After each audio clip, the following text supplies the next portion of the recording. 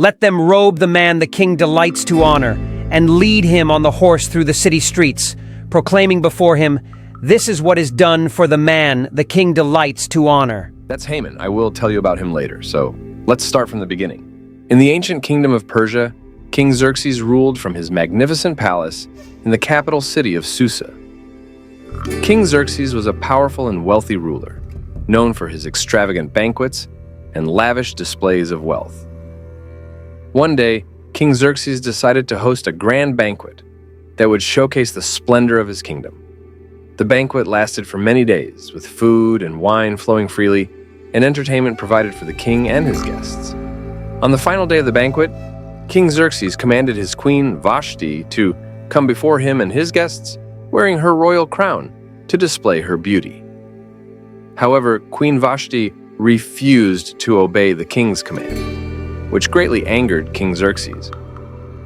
Consulting with his advisors, the king decided to banish Queen Vashti from the palace and to search for a new queen to take her place. A decree was issued throughout the kingdom, inviting young women to come to the palace to be considered as the new queen. Among the young women brought to the palace was Esther, a Jewish orphan raised by her cousin Mordecai.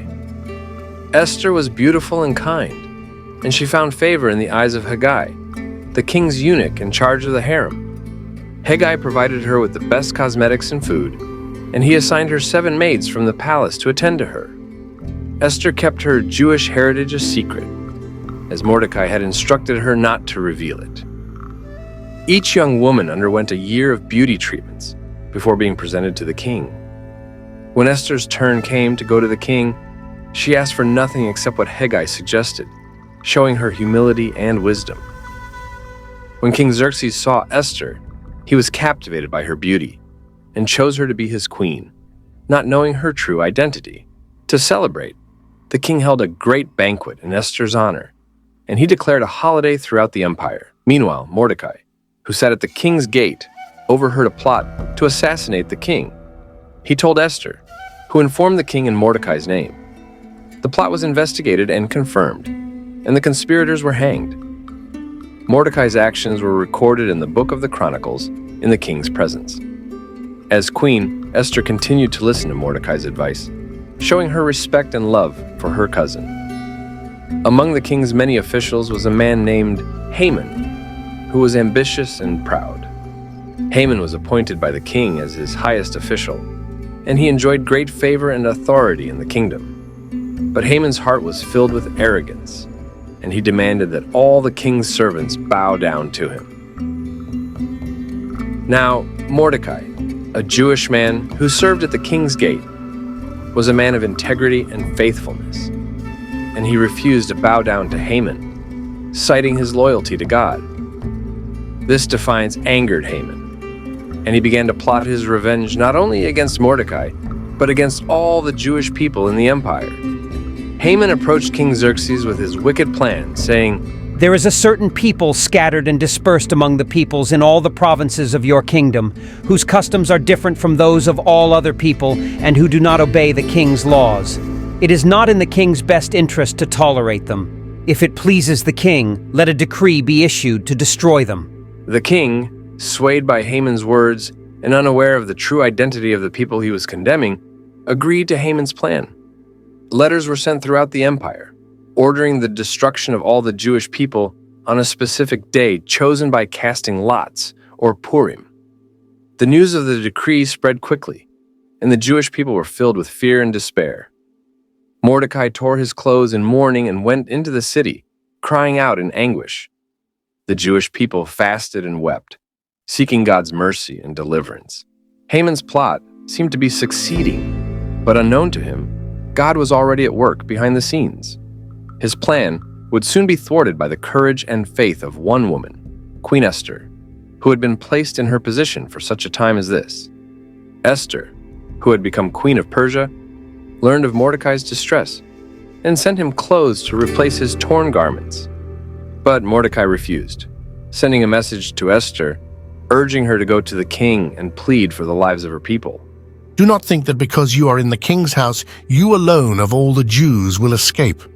For if you remain silent at this time, relief and deliverance for the Jews will arise from another place, but you and your father's family will perish. And who knows but that you have come to your royal position for such a time as this?" Esther was hesitant, knowing the risks involved in approaching the king without being summoned.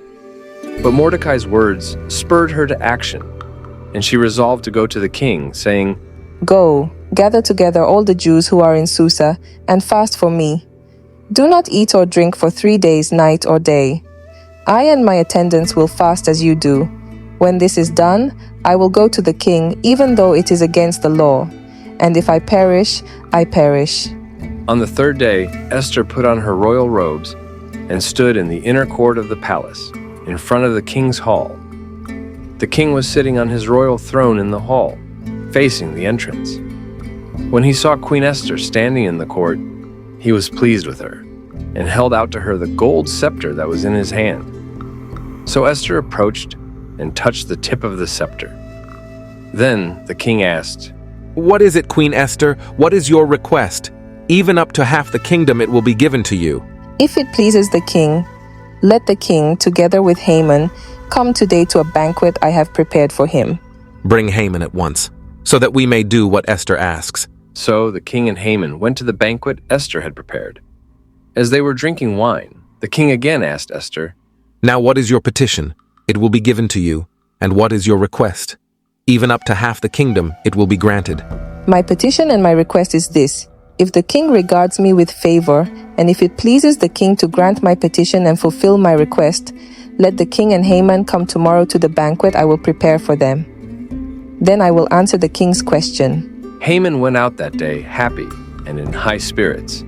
But when he saw Mordecai at the king's gate, and observed that he neither rose nor showed fear in his presence, he was filled with rage against Mordecai. Nevertheless, Haman restrained himself and went home. Calling together his friends and Zeresh, his wife, Haman boasted to them about his vast wealth, his many sons, and all the ways the king had honored him, and how he had elevated him above the other nobles and officials. And that's not all. I'm the only person Queen Esther invited to accompany the king to the banquet she gave. And she has invited me along with the king tomorrow. But all this gives me no satisfaction as long as I see that Jew Mordecai sitting at the king's gate. His wife Zeresh and all his friends said to him, "Have a pole set up, reaching to a height of 50 cubits, and ask the king in the morning to have Mordecai impaled on it. Then go with the king to the banquet and enjoy yourself." This suggestion delighted Haman, and he had the pole set up. That night the king could not sleep, so he ordered the book of the Chronicles, the record of his reign, to be brought in and read to him. It was found recorded there that Mordecai had exposed Bigthana and Teresh, 2 of the king's officers who guarded the doorway, who had conspired to assassinate King Xerxes. "What honor and recognition has Mordecai received for this?" the king asked. "Nothing has been done for him," his attendants answered. The king said, "Who is in the court?" Now Haman had just entered the outer courts of the palace to speak to the king about impaling Mordecai on the pole he had set up for him. His attendants answered, "Haman is standing in the court." "Bring him in," the king ordered. When Haman entered, the king asked him, "What should be done for the man the king delights to honor?"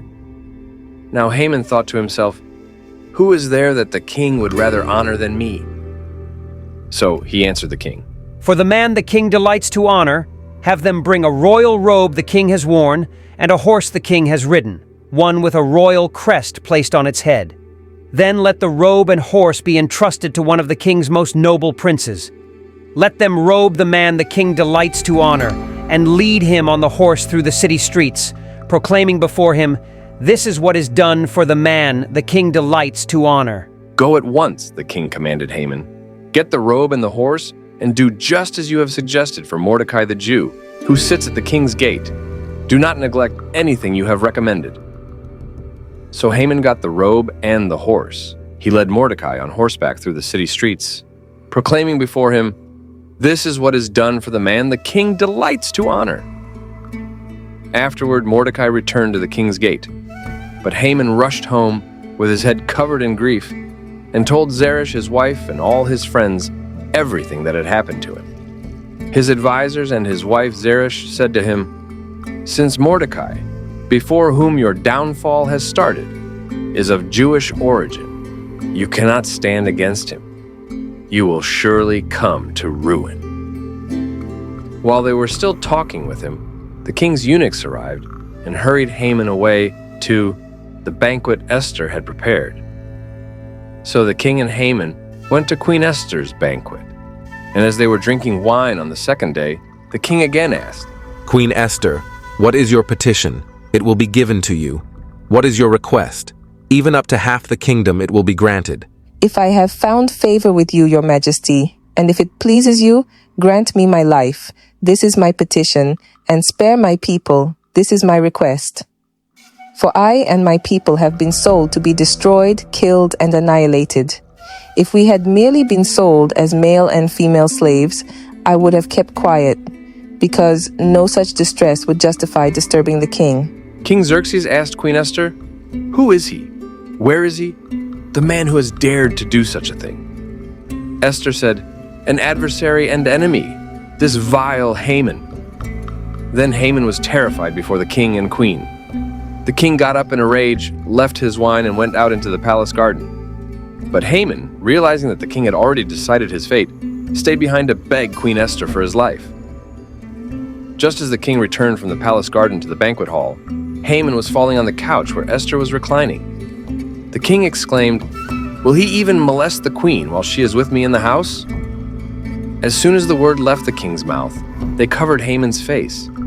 Then Harbonah, one of the eunuchs attending the king, said, "A pole reaching to a height of 50 cubits stands by Haman's house. He had it set up for Mordecai, who spoke up to help the king." The king said, "Impale him on it."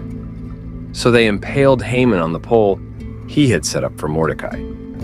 Then the king's fury subsided. That same day, King Xerxes gave Queen Esther the estate of Haman, the enemy of the Jews. And Mordecai came into the presence of the king, for Esther had told how he was related to her. The king took off his signet ring, which he had reclaimed from Haman, and presented it to Mordecai. And Esther appointed him over Haman's estate. The king issued a new decree allowing the Jewish people to defend themselves against their enemies, and the Jews in Susa were saved from destruction. In the end, the Jewish people were saved from destruction, and Mordecai became a trusted advisor to King Xerxes. The Jews celebrated their deliverance with feasting and joy, and Mordecai instituted the festival of Purim to commemorate their victory. Esther's story is one of courage, faith, and divine providence. It reminds us that even in the darkest of times, God is always at work, orchestrating events for the good of his people. Esther's willingness to risk her life for the sake of her people serves as an inspiration to us all, encouraging us to stand firm in our faith and trust in God's plan for our lives. Thanks for watching. Please subscribe, like, and share.